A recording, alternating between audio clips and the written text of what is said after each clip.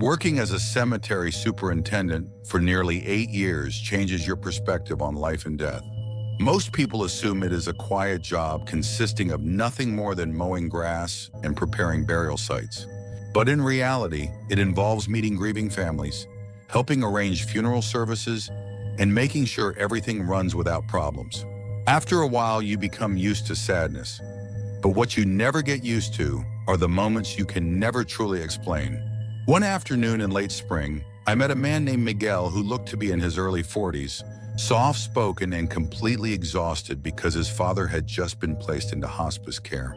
Miguel sat across from me, clutching a weathered envelope filled with paperwork, pulling out photographs every few minutes to ask about burial options. His father looked healthy in the older pictures, with a broad smile and silver hair. We spent nearly 2 hours choosing a gravesite beneath an old maple tree near the eastern section of the cemetery. And before leaving, Miguel thanked me for my patience. 3 days later, the funeral took place under dark and rain-filled skies while thunder rolled in the distance.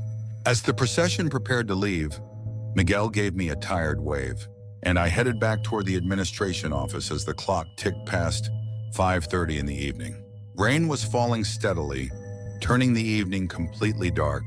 Part of my nightly routine involved driving every roadway one final time to ensure all visitors had gone home. But that night was entirely different. As I rounded a bend near the older headstones, my headlights briefly illuminated someone walking quickly between the monuments. The figure wore a long, dark coat and disappeared behind a tall hedge before I could get a good look. I tapped my horn 2 times and called out through the open window that we were closed, but received no response. Stepping out into the pouring rain with my flashlight, I searched every nearby tree and maintenance shed, but found absolutely no one, as if the person had simply vanished into thin air. Convinced I had only mistaken a shadow for a person, I returned inside to review security camera footage, though the storm made every lens useless. About 20 minutes later, a loud slam echoed through the building from the visitation room door. I froze, hurrying into the lobby to check, but found the front entrance locked and every hallway completely empty. That was when I noticed movement outside one of the large front windows. Someone was standing only a few feet away, completely motionless and unblinking. As the porch light caught his face, my blood ran cold because I recognized him instantly from Miguel's photographs. It was Miguel's father, featuring the same silver hair, gentle eyes, and wearing his favorite green and black plaid jacket. Stumbling backward in sheer terror, I rushed outside into the rain, but the sidewalk and parking lot were completely deserted, with no footprints anywhere. Later, when Miguel returned a week later to finish paperwork for his memorial marker, I asked him about the plaid jacket, and his stomach-dropping expression mirrored mine when he confirmed it was the exact jacket they had buried his father in. I still manage that same cemetery today, overseeing maintenance crews and welcoming visitors, but things have fundamentally changed. I have seen grieving families, wild animals, and occasional trespassers after dark, but none of those compare to what happened that stormy night. Now, every time a storm rolls in near closing time, I catch myself looking toward the front window, waiting patiently just in case someone is standing out there in the dark, watching as if they never really left.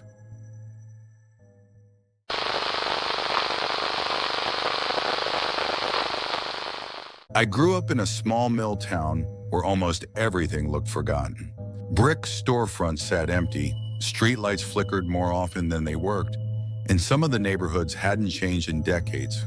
If you drove around long enough, you'd find abandoned factories, boarded up churches, and more than a few places people insisted were haunted. One October night, my best friend Tyler and I were looking for something to do after midnight. We'd spent hours driving aimlessly with heavy rock music blasting through the speakers, stopping for snacks and wasting gas because neither of us wanted to go home. Eventually, Tyler pointed toward the oldest part of town. "You ever been inside the cemetery over there?" he asked. I knew exactly which one he meant. Behind the historic courthouse sat a massive cemetery that had been there since the early 1800s. Most people visited the newer section near the entrance, but farther back was an older portion surrounded by a rusted iron fence. The graves there belonged to families whose names had long disappeared from the town. People avoided that section. Naturally, that made us want to explore it. We parked along a side street and climbed over the waist-high fence without much effort. The difference between the two sections was immediate. The newer graves were clean and organized. The older cemetery felt abandoned. Many of the headstones leaned at odd angles. Moss covered the names, and tree roots pushed through cracked pathways that hadn't been maintained in years. Massive oak trees blocked out most of the moonlight, making the entire place feel darker than it should have been. Neither of us believed in ghosts. We laughed while trying to read dates carved into stones that were nearly impossible to make out. We wandered for almost an hour, taking pictures and joking about how every horror movie seemed to start exactly like this. Eventually, we found an enormous oak tree near the center of the old cemetery. Its branches stretched across several rows of graves, and the roots twisted through the ground like giant snakes. We sat beneath it to take a break. The night was completely still. No wind, no traffic, not even insects. Then we heard it. A little girl laughing. It sounded close, really close. The laugh lasted only a couple of seconds before everything became silent again. Tyler looked at me. "You hear that?" I nodded.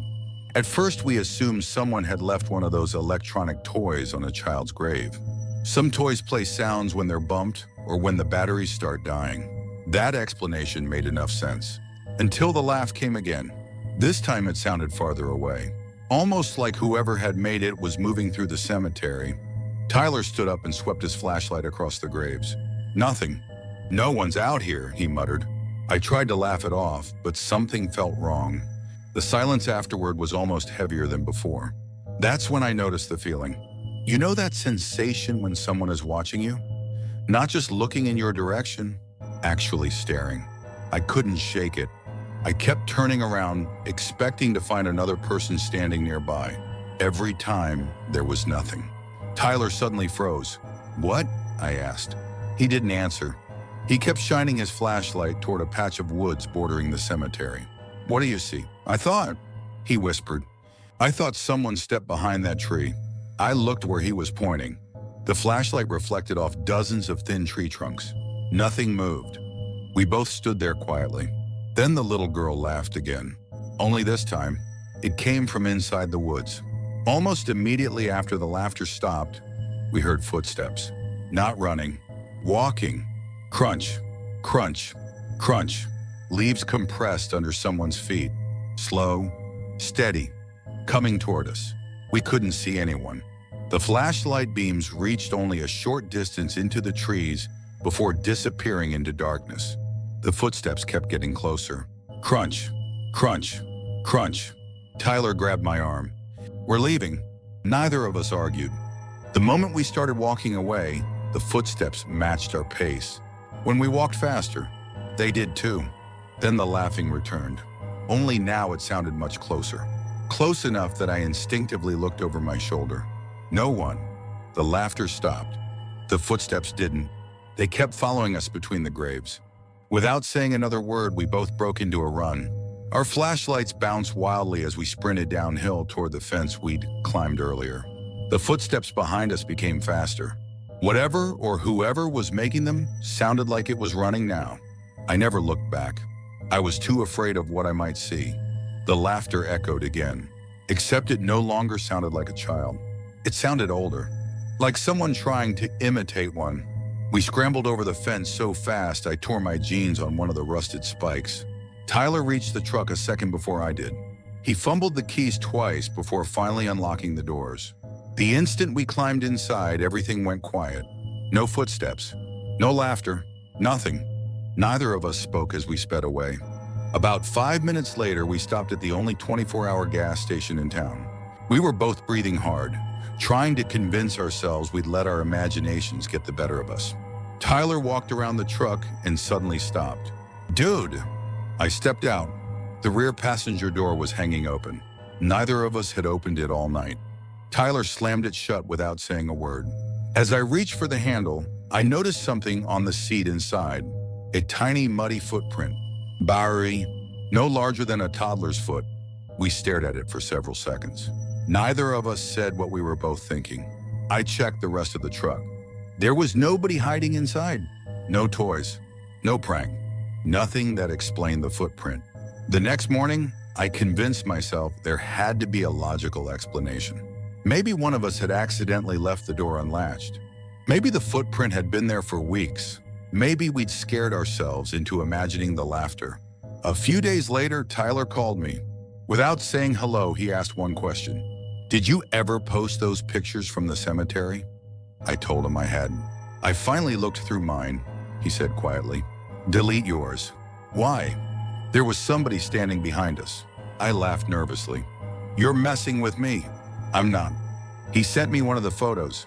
It showed the giant oak tree where we'd been sitting. Tyler and I were in the foreground.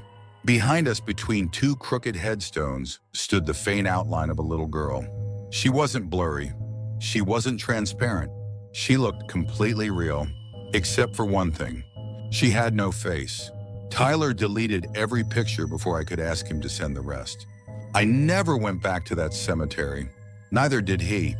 To this day, if I hear a child laughing when no children are around, every hair on the back of my neck stands up. Because for one night, something laughed at us from the darkness. And whatever it was followed us all the way to the truck.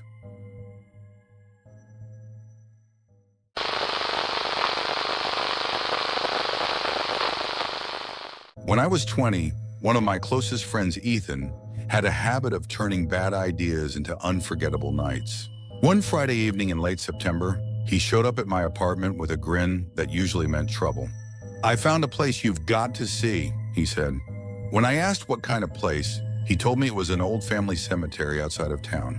I laughed, thinking that was his big plan, but he insisted it wasn't like a normal cemetery and that hardly anybody knew it was there anymore. Against my better judgment, I agreed. About 30 minutes later, we were driving along a narrow county road surrounded by farmland. As the sun disappeared behind the hills, the sky turned a deep orange before fading into gray. Eventually, Ethan slowed beside a crumbling stone wall, nearly hidden by overgrown weeds. There wasn't a sign, no parking lot, just an old iron gate hanging crooked on rusted hinges. Beyond it sat a tiny cemetery with maybe 80 or 90 graves. Most of the headstones leaned sideways, worn smooth by decades of rain. Towering pine trees surrounded nearly every side of the property, leaving the place in shadow long before darkness settled over everything else. "This is it," Ethan said proudly. I remarked that it looked abandoned, to which he replied, "Exactly." We climbed over the low wall instead of opening the gate. The air inside immediately felt colder. Not freezing, just different. Neither of us mentioned it. We wandered between the graves, reading names that dated back to the mid-1800s. Many stones had cracked completely in half, while others had become so weathered they looked like ordinary pieces of rock. The cemetery couldn't have been much larger than a football field. Beyond the far edge stood an old brick building with most of its windows boarded shut. When I asked what it was, Ethan said he had no clue. It looked too small to have been a church and too isolated to be someone's home. Nature had almost reclaimed it. Vines climbed its walls, the roof sagged, and several windows were broken, leaving dark openings that seemed to swallow the evening light. I couldn't stop looking at it. Something about the place felt wrong, like it didn't belong there. Ethan asked if I thought anyone still owned it, and I told him I hoped so. He laughed, saying he kind of wants to look inside. I shook my head immediately, asking if he was serious, because if someone was living there, we were trespassing. He dismissed this, doubting anybody's lived there in years, and started walking toward it before I could argue further. I stayed behind near one of the larger monuments. The silence around me became almost unbearable. No birds, no insects, even the breeze had disappeared. It felt as though the entire cemetery was holding its breath. That's when I noticed movement in one of the upstairs windows. Someone was standing there. At first I thought it was just my reflection. Then the figure shifted. An older man with a gray beard and a dark jacket stared directly at me through the dirty glass. Neither of us moved. After several seconds, he slowly stepped backward into the darkness. I called out to Ethan, but he didn't hear me. He had already disappeared around the side of the building. I hurried after him but stopped halfway when a loud crack echoed through the trees, sounding like a heavy branch snapping. I spun toward the woods, Standing just inside the tree line was the same older man. Only now he wasn't inside the building. He stood perfectly still with his hands at his sides. I couldn't understand how he'd gotten there so quickly. Then he yelled, "Get out!" The words exploded through the cemetery. Birds burst from the treetops and the shout echoed across the entire property. I froze. Every instinct told me to run. Instead, I stood there staring at him. His expression wasn't angry, it was terrified. Like he wasn't warning us away from him, he was warning us about something else. The next thing I remember is waking up flat on my back. My head throbbed, and everything around me spun. Someone was dragging me by my jacket. It was Ethan. "What happened?" I gasped. He told me I passed out and urged me to just move. He practically pulled me across the grass toward the stone wall. Behind us came slow footsteps. Not running, walking, deliberate. I looked over Ethan's shoulder. The old man was following us. His face hadn't changed, he still looked frightened. Not threatening, just scared. "Hurry," Ethan shouted. He shoved me over the wall before climbing over himself. We sprinted toward the car. As Ethan unlocked the doors, I looked back one final time. The old man hadn't crossed the wall. He remained standing inside the cemetery, watching the woods behind us instead of watching us. We sped away without saying a word. It wasn't until several miles later that Ethan finally spoke. "I got inside the building," he said. I turned toward him. There wasn't any furniture. I asked what was in there. He swallowed hard and replied, "The floor." He went on to describe how somebody painted a giant circle across the middle of the room. He described faded symbols surrounding it, melted candles scattered everywhere, and dozens of handmade dolls hanging from the ceiling. Each doll had its mouth stitched shut with black thread. There were hundreds of them. "I thought it was some teenagers messing around," he said. Then I heard that man scream. When I asked if he chased him, Ethan shook his head. No. He ran inside. I was confused. "What?" he continued. "He wasn't chasing me. He was running toward the building." I stared at him. "I looked back before I came to get you." His voice had become almost a whisper. There was someone else in there. He claimed he'd only seen the figure for a second. It was a person standing perfectly still in the center of the painted circle. Exceptionally tall, too tall. Its head nearly touched the ceiling. It never moved. It simply watched him from across the room. The old man had been running toward it, not toward us. The following weekend, curiosity got the better of me. I drove back during the middle of the afternoon. The cemetery was exactly where we'd left it, but the brick building wasn't. Only its cracked concrete foundation remained. The entire structure had been demolished. There were no construction vehicles, no fresh tire tracks, no piles of lumber, nothing. It looked as though the building had been gone for years. I eventually found a maintenance worker trimming grass nearby and asked him what had happened to it. He frowned, asking, "What building?" I told him, "The old brick one next to the cemetery." He looked toward the empty field and said, "Son, there hasn't been a building there in at least 20 years. I never argued with him. Maybe Ethan and I found the wrong place. Maybe we somehow imagined the whole thing. Or maybe the old man wasn't trying to throw us out. Maybe he was risking his own life to keep two curious idiots from walking into something they were never supposed to find."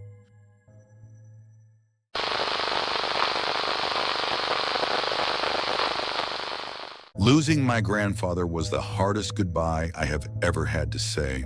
He was not just my grandpa, he was the person who taught me how to fish, helped me fix my first car, and somehow always knew exactly what to say whenever life was not going my way. Even after I moved into my own apartment an hour away, we still talked almost every week. When he passed away after a long illness, my entire family took it hard. A few months later, on what would have been his birthday, I decided to visit his grave by myself. The rest of my family had gone earlier that morning, but I had to work, so I made the drive alone that afternoon. It rained nearly the entire way.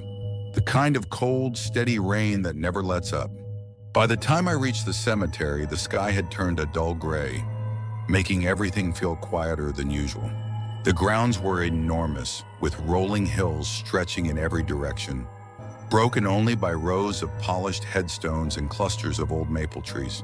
At the entrance, the attendant asked for my grandfather's section number before waving me through.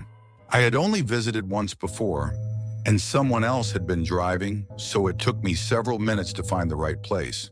There were not many visitors. In fact, I only noticed one other car the entire time I was there. Eventually, I found his grave. I parked nearby, grabbed the flowers I had brought, and walked over. His headstone was still spotless, meaning someone from my family had clearly visited recently. I knelt down, brushed away a few wet leaves, and placed the flowers in front of the stone. For several minutes, I simply stood there and talked to him quietly in my head. I thanked him for everything he had done for me growing up and apologized for not visiting more often. Then I closed my eyes for a moment. When I opened them again, someone was standing several rows away. An older man. His posture, his build, even the way he folded his hands in front of him. For one impossible second, I could have sworn it was my grandfather. He was not smiling. He was simply watching me. I blinked and the figure was gone. I looked around, expecting to see someone walking between the graves, but there was nothing. There was not anywhere he could have disappeared that quickly. I stood there another minute, trying to convince myself grief was playing tricks on my mind, and eventually I whispered that I loved him before heading back to my car. The drive home began normally. The rain had finally slowed to a drizzle, and the roads were nearly empty. About 20 minutes later, I turned onto a narrow two-lane road that cut through a heavily wooded area. As I rounded a bend, I noticed someone standing on the shoulder ahead, an older man with his hands in his pockets, looking toward the road. My chest tightened. The closer I got, the more familiar he looked. Gray hair, a dark jacket, the exact same face I thought I had seen at the cemetery. Without thinking, I jerked the steering wheel. My tires slipped on the wet pavement, and for a terrifying few seconds, I lost control of the car. It spun halfway across the road before finally stopping sideways. My heart was pounding so hard I could hear it. I forced myself to look back toward the shoulder, but there was no man. Only a large deer standing perfectly still among the trees, staring at me for several seconds before slowly walking into the woods.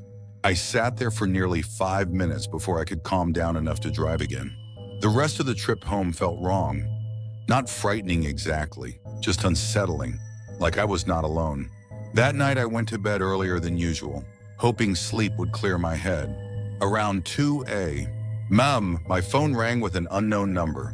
Normally, I ignore calls that late, but something made me answer. When I said hello, there was nothing except faint static.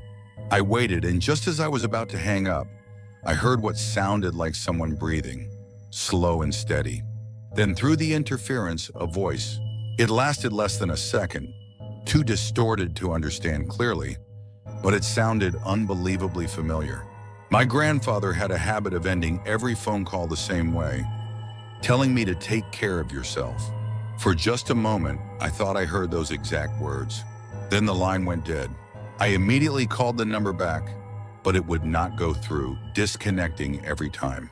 The next morning, my phone provider confirmed a call had reached my phone during the night, but they could not identify where it came from, showing no originating number, just an incomplete connection.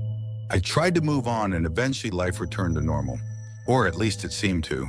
About 6 months later, my grandmother invited me over for dinner, and while helping her organize old family photo albums, I found one I had never seen before. Inside were dozens of photographs taken long before I was born.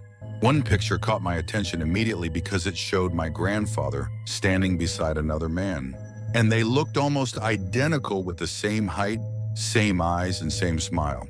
When I asked who it was, my grandmother looked down at the picture and said softly that it was my great-uncle Daniel. I told her I had never heard of him, and she explained that he had passed away before my grandfather and I even got married. I looked back at the photograph. The man was not wearing the clothes I had seen, but the face was undeniable. It was not my grandfather after all. It was his older brother, the exact same brother whose grave was buried only 5 rows away from my grandfather, which was the exact spot where I had seen the older man standing that rainy afternoon.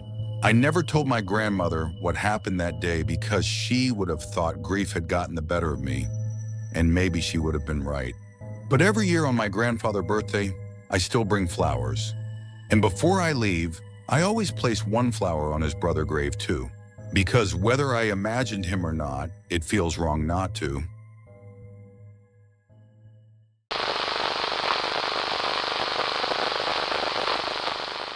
When I was 17, my friends and I thought we were invincible. If someone told us a place was haunted, we would make plans to go there that same night. Looking back, most of the things we did were unbelievably stupid, but at the time we thought fear was just another form of entertainment. It was the weekend before Halloween when my friend Dylan texted me to meet at his house with an idea. By 11 p.m. that night, the three of us, Dylan, Mason, and I, were piled into an old pickup truck with nowhere in particular to go.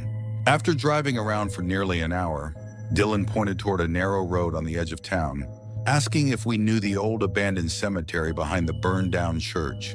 People rarely visited anymore, which of course made us want to go.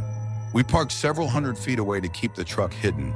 The iron gate had been chained shut long ago, but a section of fencing had collapsed enough for us to squeeze through. The moment we stepped inside, the temperature seemed to drop just enough for all of us to notice. Rows of old granite headstones disappeared beneath weeds, while thick vines wrapped themselves around cracked monuments that had stood there for generations. Moonlight filtered through the branches overhead, creating strange moving shadows. For the first 20 minutes, nothing happened. We wandered around reading names and guessing how old some of the graves were, finding markers dating back to the 1840s. Then a sharp tap knocked against a nearby headstone. We all stopped talking. Another tap echoed from somewhere behind us. I turned my flashlight toward the sound but saw nothing. A few minutes later, I decided to record a short video for fun, sweeping the camera across several old graves before stopping near a large angel statue with one wing missing. As I lowered my phone, I noticed someone standing beside the statue, a woman wearing a pale gray dress that hung almost to the ground. Her long dark hair covered most of her face and she was not moving. I lowered my phone to apologize, assuming she had wandered into my frame, but there was nobody there. I raised the phone again and she was back, standing in exactly the same spot. I called Dylan and Mason over. Within seconds, all three of us were staring at the same impossible image because the woman only existed inside the camera screen, not with our own eyes. The woman slowly lifted her head, her face looking blurred and incomplete. Then she took a step, gliding forward without her feet moving. Each time I blinked, she seemed several feet closer, with no footsteps and no sound. Panic set in. My phone vibrated and the camera app crashed into blackness. For a second, I saw only my own reflection, followed by a photo I had never taken. It showed the three of us standing exactly where we were, captured from behind as if someone had been watching us the entire time. Before I could answer Dylan, the picture disappeared, the camera reopened by itself, and the woman was gone. We did not wait to see what happened next. We ran through the overgrown cemetery, pushing past branches until we reached the truck and drove away in total silence. The mysterious photo was gone from my gallery, replaced only by a single blurry image that looked completely black at first. When I increased the brightness later that night, I noticed three faint figures standing among the graves facing the camera, with the woman standing right behind us. Someone had taken the picture from several yards away, meaning whatever captured it had been watching us the entire time. I still have that old phone today. Every few years I plug it in, hoping maybe I imagined everything, but the photo is still there exactly as I remember it. I only know one thing now. If you ever find yourself exploring an abandoned cemetery at night, do not look at it through your camera lens, because you might see someone looking back.